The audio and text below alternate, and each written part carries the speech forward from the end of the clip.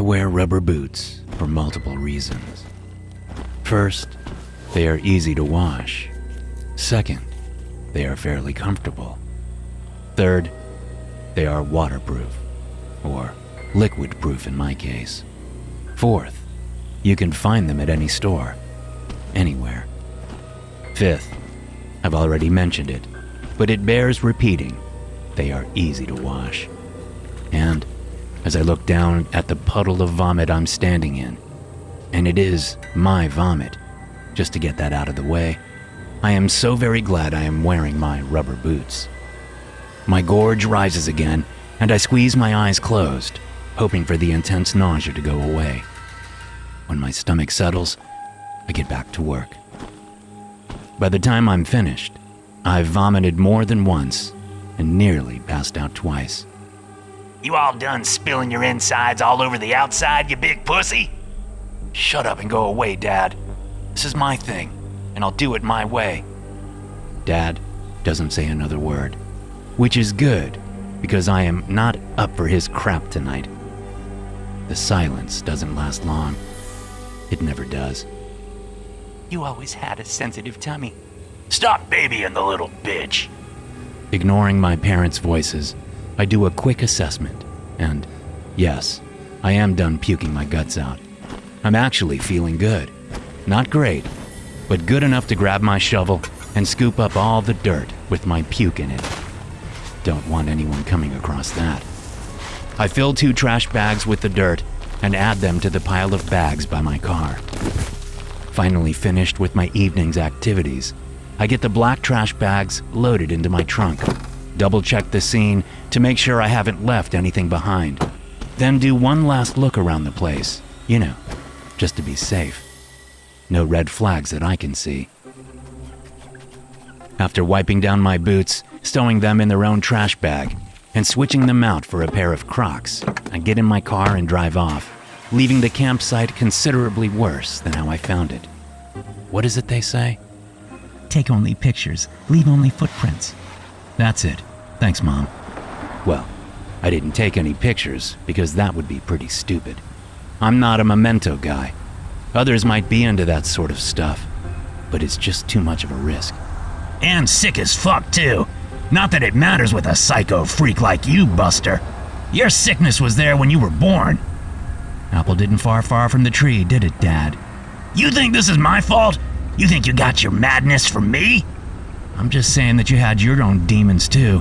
And those demons weren't exactly nice to me.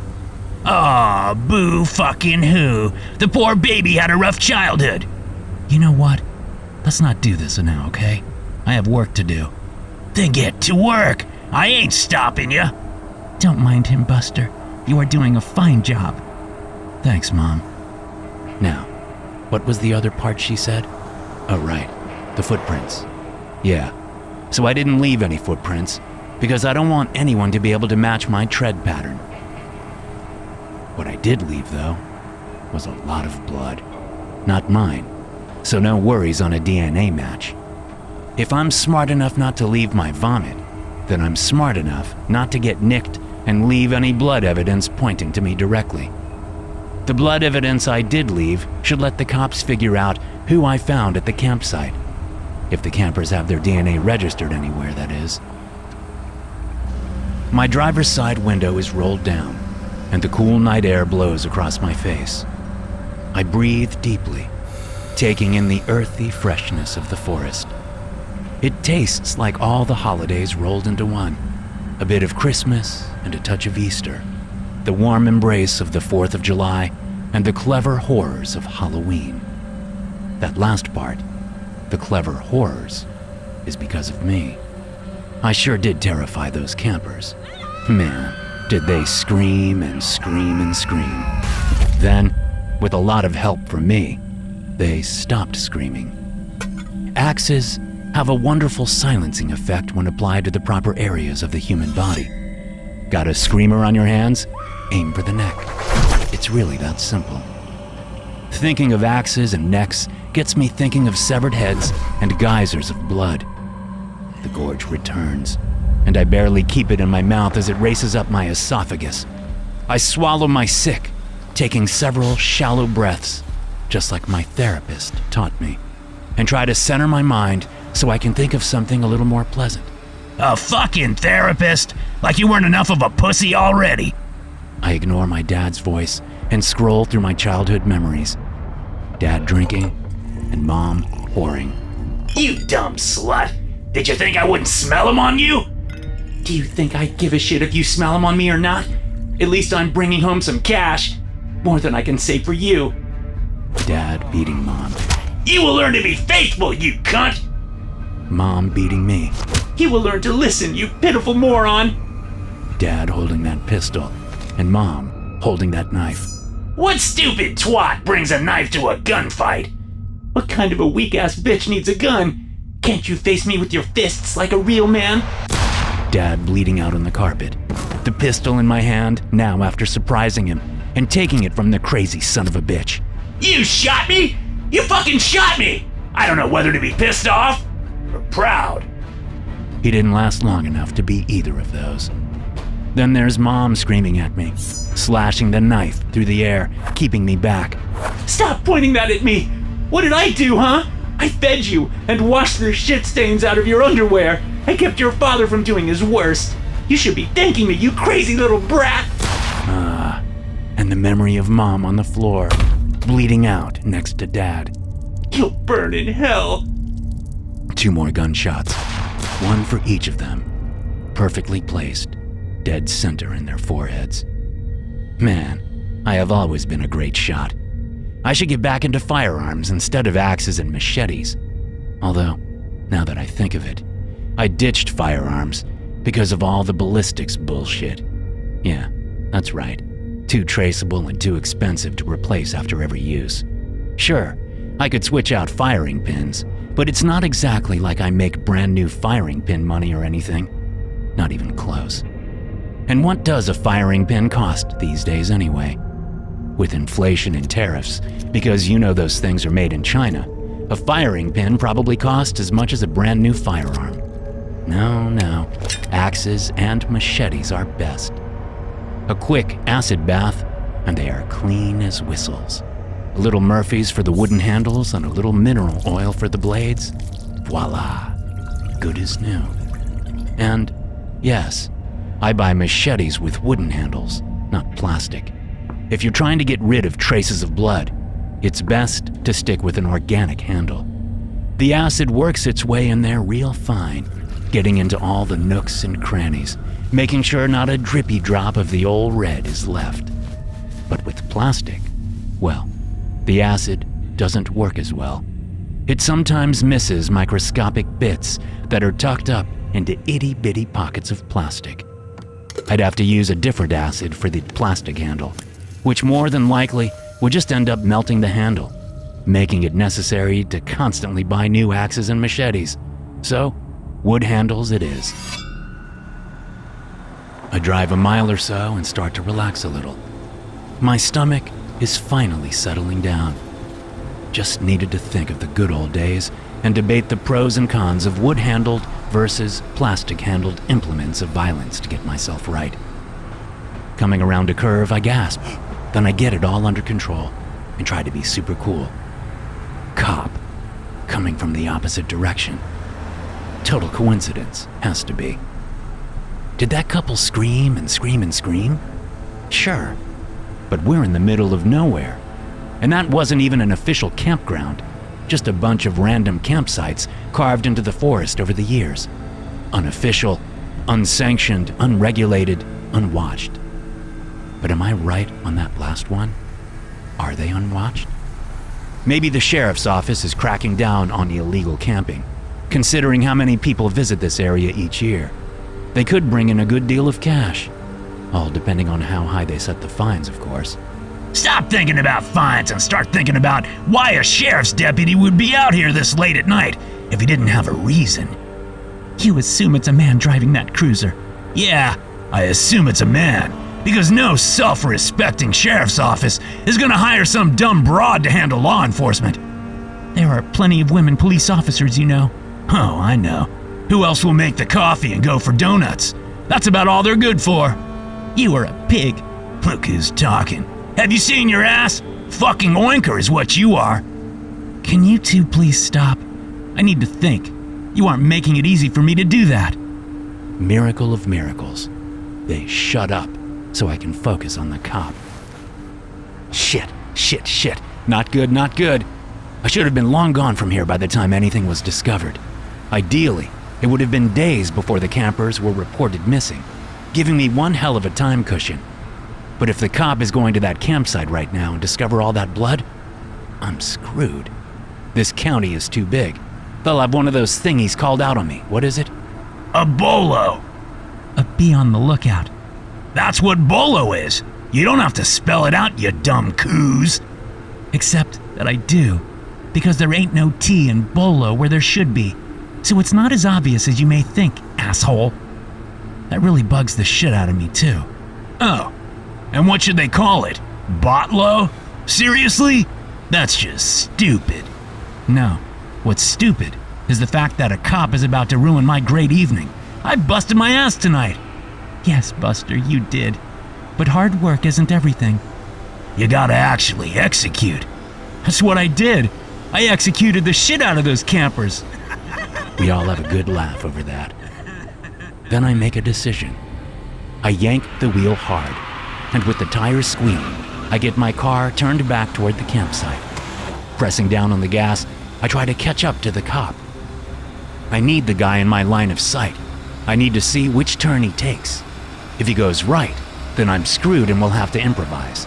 I hate improvising. If he goes left, then all's good in the hood. No need to hunt him down and take him out of the picture. What is it you plan on doing if he does turn right, genius? Track down that cop so you can kill him?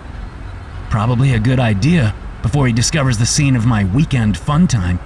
Yes, but how will you even handle this, Buster? Just drive up on him and ask him if he needs any help? Or do you park off the road and walk through the woods until you get to the campsite? I haven't decided yet. Might want to get on that. And what happens when you get to the campsite? Are you prepared to hack a cop to death tonight? Wrong question. Oh? What's the right question, moron?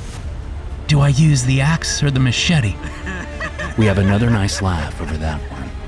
That is, until the mental image of chopping away at a cop makes me want to puke. With nausea taking the wheel, I slow down when I really don't want to slow down. But if you have ever projectile vomited while driving, then you know what a hazard it is. All that puke smeared across the inside of the windshield makes it very hard to see. And now the thought of a windshield coated in puke makes me want to vomit even more. I hate this feeling. Absolutely hate it. Why can't I be like normal people? Normal people don't have to throw up every time they hack someone to death with an axe or machete. No, normal people do the hacking, then get on with life. No need for rubber boots, or no vomit-related need, at least. There's still the blood part, though. So again, I am grateful for those boots. Put your mind on something else. You can do it if you concentrate. Okay, Mom, I'll try. I drive and think of puppies and cotton candy. I think of rainbows and unicorns, of pretty Easter dresses and blood soaking through the material. I think of jamming 100 eggs down some whiny toddler's throat. I think of crushing the head of the fake Easter bunny, laughing as the children scream and blood pours out of those fake eye holes. Now, how is that? Better? Yeah, that did it. My tummy is better.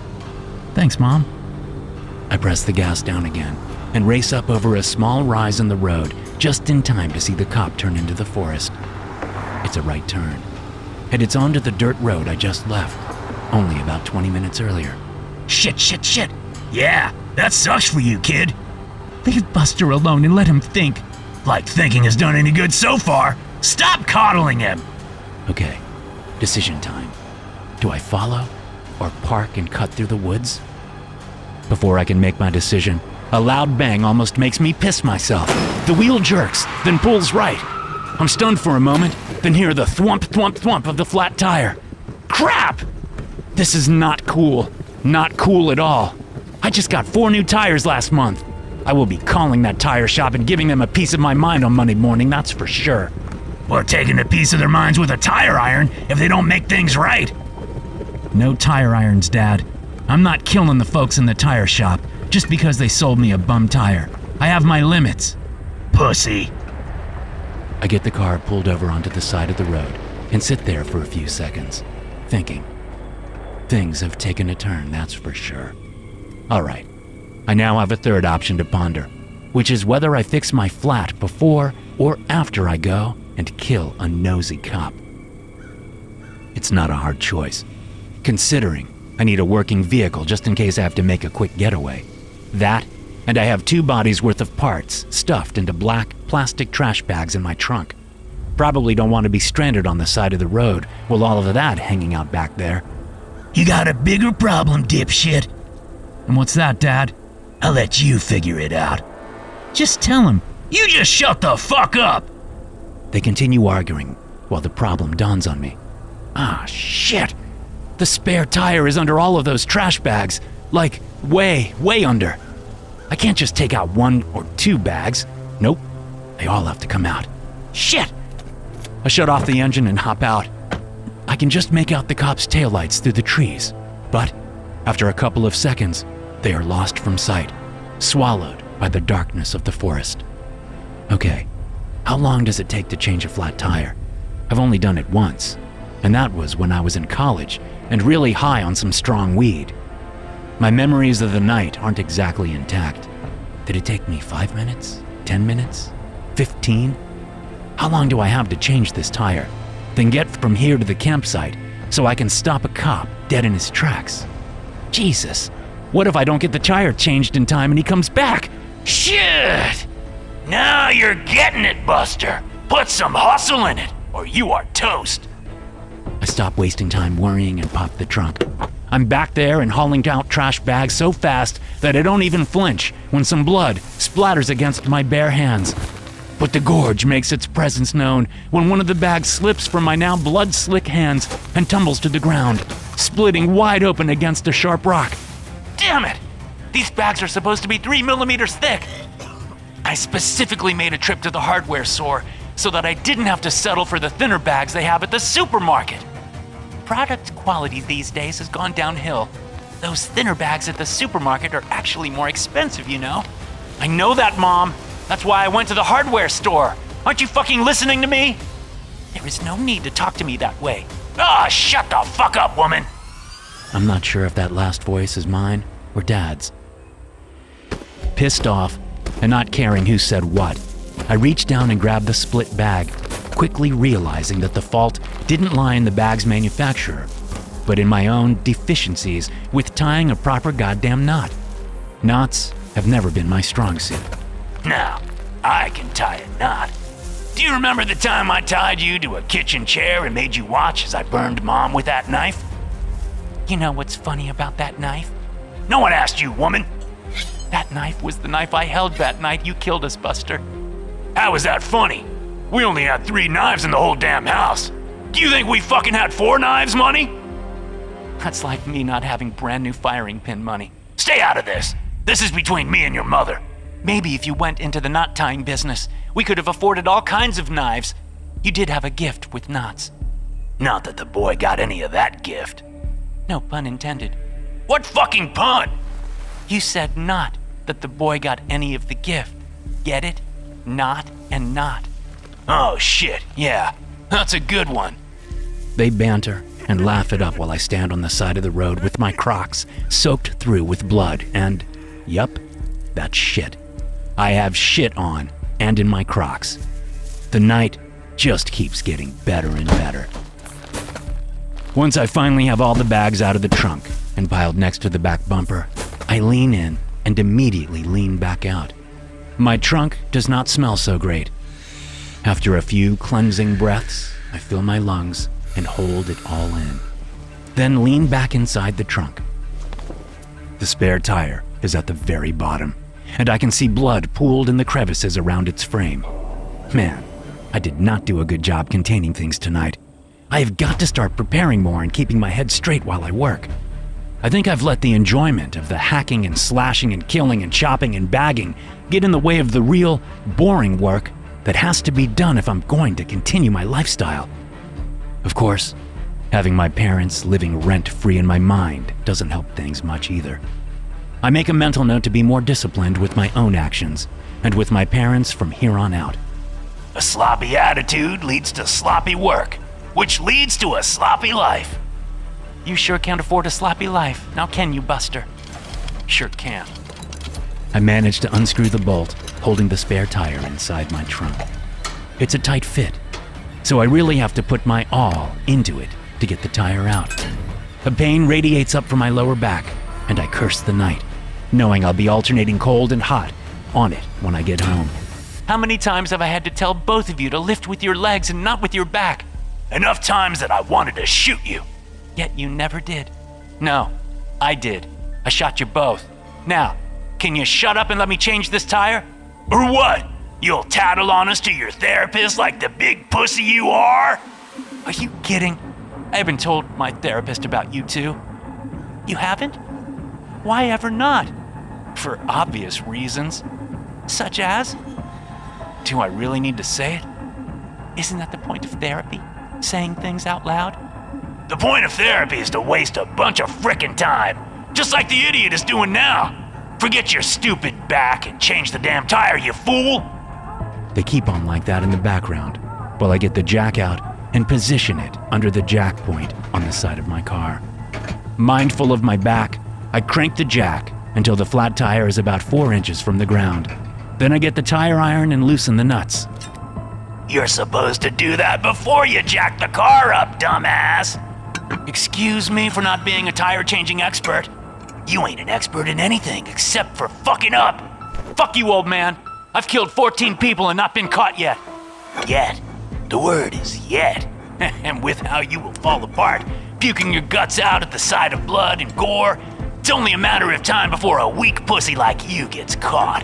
And I'll be there in the front row, laughing my ass off at your fuck up. Will you two be quiet? I hear something. Do you hear that, Buster? I'm a little busy, Mom. I'm a little busy at the moment. No, the dumb broad is right. Better listen up. Fine, I'm listening. I finish loosening the last nut, then stand up straight as I press my hands against my lower back, stretching out the painful tightness that has crept in. At the same time, I listen to the forest sounds around me. An owl hooting, a fox crying, something scrabbling through the brush. Car wheels on gravel. I spin about and see the headlights coming back out of the forest. That answers the question of whether or not you could change a tire and still have time to go kill the cop at the campsite. Don't say it. Say what? That you fucked it all up? I wouldn't dream of saying that. Leave the boy alone and let him work. He doesn't have time for your bullshit, you stupid bastard. I don't have time for any bullshit from either of you. Ignoring their crude responses, I focus on my next move. Looking around, I see the main problem right away. Black bags filled with body parts are piled up on the side of the road, right next to my car. Dad and Mom are at each other's throats, but I can't let that distract me. Immediately, I start grabbing bags and throwing them into my trunk. The third bag bursts open, and 2 legs and an arm fall out, splattering my Crocs, my shins, and the bumper of my car with blood. I instantly retch. There he goes, being a pussy again. Suck it up, Buttercup. You can't be a squeamish serial killer. That's not a thing. It's not his fault that he gets the ick when he sees blood. Some people are like that. And some people ain't like that. I wished I had the son who wasn't like that. This pussy makes me want to puke. I can't hold it back. My stomach spasms, and the sick spills from between my tightly pressed lips, spraying out wider and tighter than if I just opened my mouth. What was I thinking? You weren't thinking, you stupid fuck. And now you don't have time to do shit. Here comes the pig. I straighten up and look over the top of my car. Dad's right. The cop is only yards away. Then he's rolling up right next to me, his side beam on and pointed in my face. I shield my eyes with my right arm. I hear his window roll down. What's the problem, sir? Flat tire, but I got it handled. You sure? I'm sure. All right. By the way, you didn't happen to hear... His light moves away from my face, and I blink away the splotches and spots. Sir? What's that on the ground? I look down at the body parts, the blood, my puke. Then I look back up at the cop, who still has his light on the gore by my Crocs. I don't even have time to bend over again as the vomit explodes out of my throat, and for once, I'm not mad at myself for throwing up. The stream is perfectly aimed and hits the cop directly in the face. I watch it happen through narrowed eyes as I puke again, then again. Oh, fuck! What the hell? I'm still spasming and vomiting as I reach down and reach for the other things I saw near my Crocs, my axe and my machete. Christ, boy! Now is not the time to debate! Just choose one! With my body rebelling against me, I reach down and snatch a weapon. The lurch over to the cruiser and the puke-coated cop. He's retching too, which makes it hard for him to unholster his sidearm. He really should have gone for the shotgun bolted to his dash. If he'd done that, he might have been able to beat me to the punch. Instead, he gets punched in the head with my machete. Yup, I went with the machete, knowing I would need to stab through the cruiser's window. Swinging an axe was too risky. The machete was definitely what was called for. Maybe I do know a fucking thing or two, and I'm not always fucking up, eh, Dad? You keep telling yourself that, moron. See where it gets you. The machete comes out of the cop's head with a loud, squooshing noise, forcing me to take a deep breath and rest a hand on top of the cruiser. Not that it matters. I don't even think I have anything left in my stomach to throw up anyway. I let the breath out and survey the scene. If you're wondering just how fucked you are, let me tell you right away, dipshit. You are royally fucked. You don't know that. Really? Do you think he has a body cam on? Or a dash cam? It may not have been activated. He didn't flash his lights or run his siren. Yeah, but did he have time to turn that shit on while you were puking and coming at him with that machete? That's the real question. Leave him alone. He knows what to do. I do? Yes, son, you do. You know what always helps cleanse the ick out. I nod, because I do know. The first time I ever threw up from seeing blood was after shooting my parents in their heads. Ever since then, I've been a mess. Even after the urges drove me to my hobby, I still had the ick. For me, blood equals puke. Except for that one perfect moment. The moment after Dad's and Mom's bodies had gone cold. I was lost and didn't know what to do. Then I saw the lighter and knew exactly what to do. I quickly get my shit together and open the cruiser's back door. It takes me a few minutes and a couple of breaks from some gagging, but I manage to get every bag into the back of that cruiser. With my eyes averted, I pick up the body parts and toss them into the front seat. Then I go back to my trunk and snag the small emergency gas can I keep there. Don't want to run out of gas when hauling a cop of bodies around, do I? Now that's good thinking. I pour the gas inside and outside the cruiser. Then, I fish out my lighter and set the whole thing ablaze. I don't stick around. I gather everything up that I'm keeping, especially my axe and machete, and throw it all into the trunk, which means I see the blank spot where the spare tire goes. Shit! I spoke too soon. He prattles on about what a useless hunk of nothing I am as I race to get the tire changed while a police cruiser rages like an inferno behind me. Finally done, I do a double check that I haven't missed anything. Finish loading my trunk, then finally get the hell out of there. The burning cruiser is a bright spot in my rearview mirror for a few minutes. Then I'm over that rise and it's out of sight. Doesn't mean it's out of mind though. Body cams, dipshit. Shut up. You should find a new hobby. Shut up! They keep at me, so I turn on a true crime podcast to drown them out. The first commercial makes me laugh. With our clinically proven wristband, you won't feel nauseous or motion sick ever again. Like it's that simple. But I make a mental note to check out the website when I get home. You never know, right? Thanks for tuning in. If you enjoyed the story, be sure to follow or subscribe and share the show with a fellow horror fan. I'll see you in the next one.